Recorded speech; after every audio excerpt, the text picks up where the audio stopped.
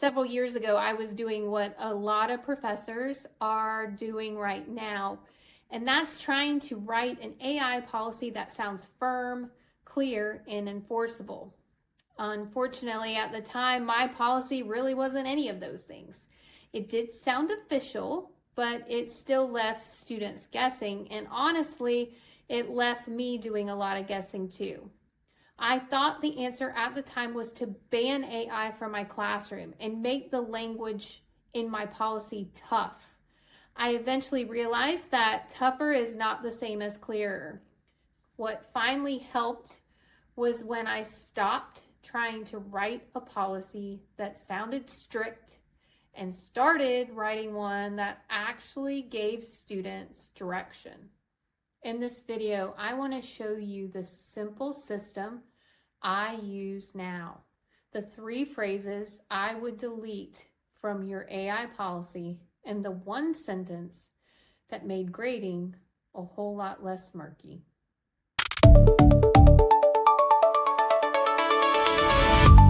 I'm Chris, the AI professor. I've spent 17 years as a college professor.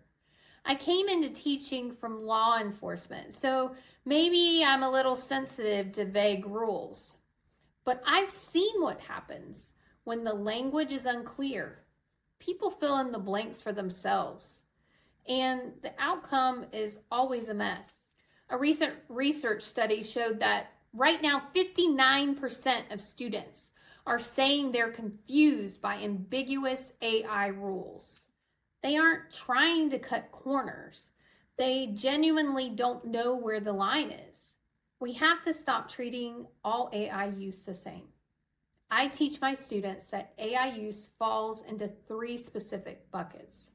The first bucket is support, and this is for brainstorming or simplifying exclamation points. This bucket is for like unsticking a brain block.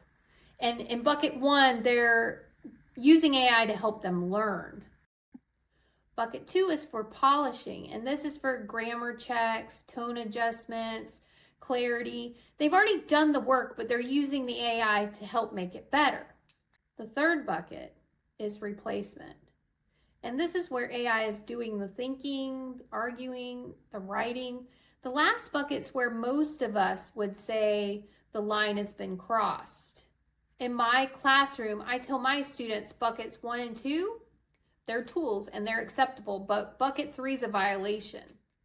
If a student uses AI to explain a concept in simpler language, generate practice questions, or help them brainstorm how to start, that's support.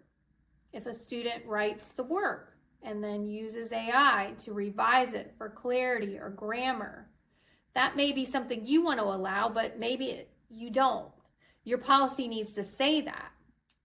If a student asks AI to write the discussion post, build the case analysis, generate the reflection, or hand them an argument, that's no longer support and it's not acceptable. And this is where your policy needs to stop sounding official and start being useful.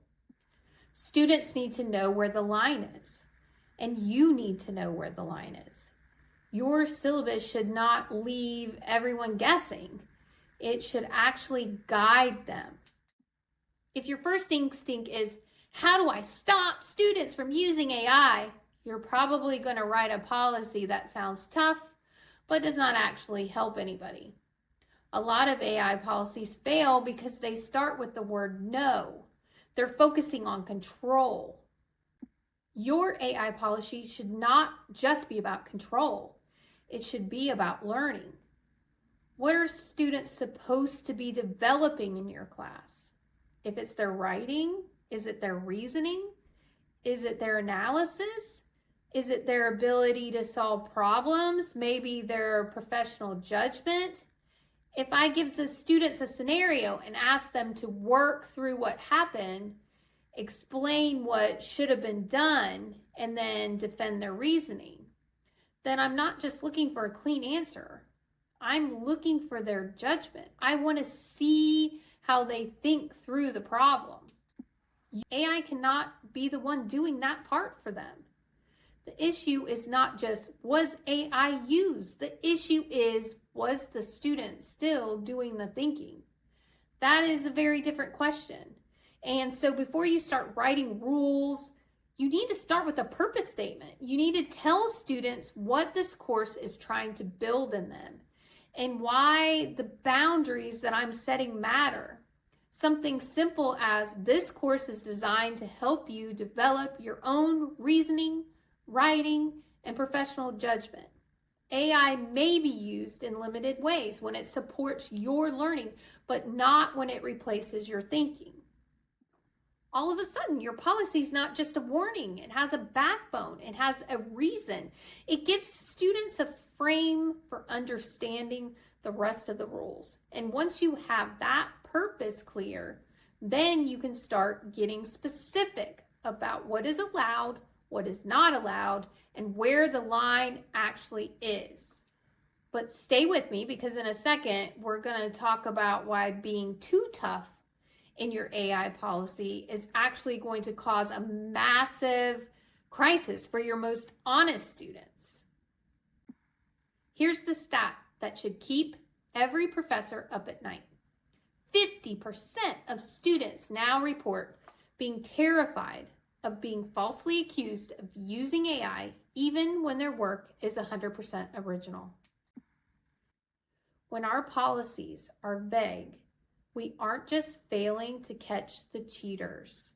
We're creating an environment of AI shaming. We have honest, hardworking students who are afraid to use a grammar checker because they don't want to trigger a false positive on an AI detector.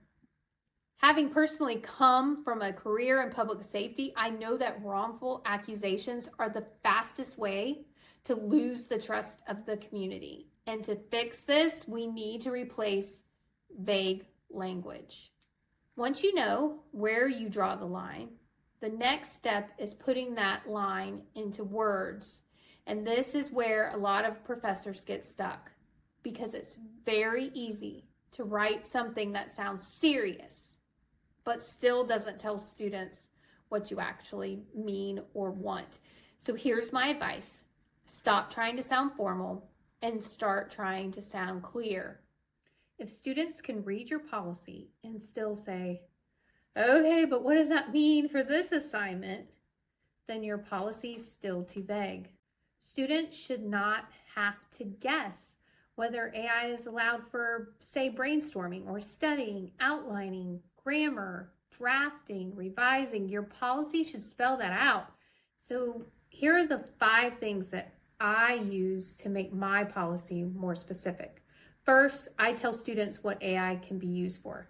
Maybe in your class that would include brainstorming or study, support, maybe a revision of a paper. Second, I tell students what AI cannot be used for. And maybe in your class that means it can't be used to generate their discussion post or write the reflections or build their case analysis or produce work submitted for credit. The third thing my AI policy addresses is telling students whether the rules change by assignment. And honestly, they probably should. A reflection, a discussion post, a quiz, an early brainstorming activity are not measuring the same things. Your AI rules do not have to be the same for all of them.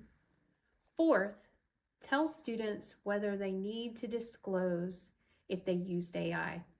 If you're going to allow AI in certain ways, then students need to know whether you expect them to say so. Here's that one sentence I promised at the beginning of the video that will help you with grading. I tell my students, if you used AI in buckets 1 or 2, you're not in trouble as long as you tell me with one sentence at the bottom of your assignment.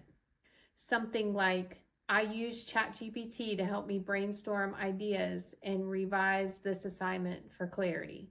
Finally, tell students what happens if they cross the line, if they violate your AI policy, not in a dramatic way, but in a very clear way. Maybe they'll fail the assignment. Maybe they'll have to deal with the college's policy on plagiarism or see a dean. Here are 3 phrases that you should never have in your AI policy. First, use AI responsibly. What is responsible to a 19-year-old is different than what's responsible for you. You should replace that phrase with, you may use AI for brainstorming, but not for generating content you submit for credit. 2, delete all work must be original. Does using a spell checker make it unoriginal? These are the questions students are asking themselves. Instead of that, you should replace it with all written responses must reflect your own reasoning and unique voice. The third, unauthorized AI use is prohibited. Unless you've authorized specific steps, this statement means nothing. You should replace it with AI may be used for X, but it's strictly prohibited for Y. Listen, I know that rewriting a syllabus or even creating an AI policy in the first place is going to be a major pain and a lot of work for you. So to help you out, I've done the work for you. And in the description, you can download my AI policy template. It has the 3 bucket system that I talked about in this video and the exact phrases you should and shouldn't use ready to copy and paste. It all boils down to this: a good AI policy should not leave students guessing or professors making it up as they go. It should tell students what's allowed, what's not allowed, and when they need to disclose if they've used AI to help them in their assignment. The goal is not to pretend AI does not exist. The goal is to protect learning and to teach students how to use these AI tools responsibly. If this video helped you get clearer on your AI policy, watch my video on authentic assessments next, because AI policy is only one piece of this, but assignment design is the other. I'll link it here. In the comments, tell me what part of writing an AI policy still feels hardest right now. I look forward to seeing you in the next video.